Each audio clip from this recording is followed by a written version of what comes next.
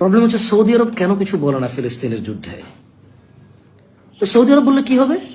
Saudi আরব কি পৃথিবীর কত নম্বর শক্তিধর দেশ? ইসরায়েল পৃথিবীর চতুর্থ লার্জ শক্তিধর, মানে অস্ত্র শস্ত্র শক্তিধর পৃথিবীর 4 নম্বর লার্জ, রাইট? তো সৌদি আরব কত নাম্বার?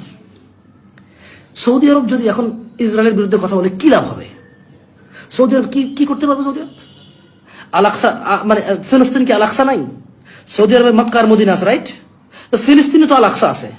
গত 75 বছর থেকে ফিলিস্তিনিরা নির্যাতিত, নিজ ভূখণ্ডে নিজেরা বন্দী, নিজ ভূখণ্ডে নিজেরা নিপীড়িত, নির্যাতিত, রাইট?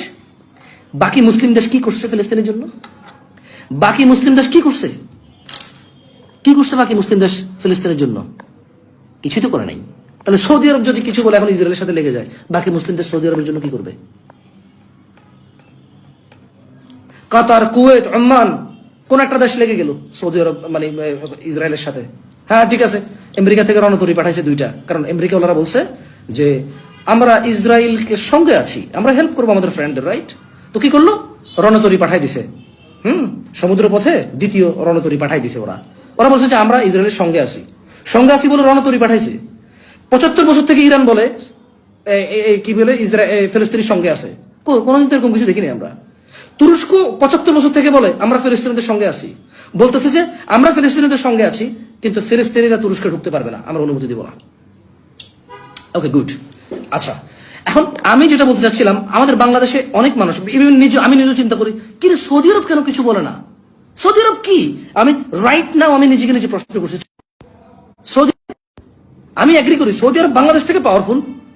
সৌদি আরব মেবি ইন্দোনেশিয়া থেকে, আমি জানি না, বাট বাংলাদেশ থেকে সৌদি আরব অনেক শক্তি রাখে।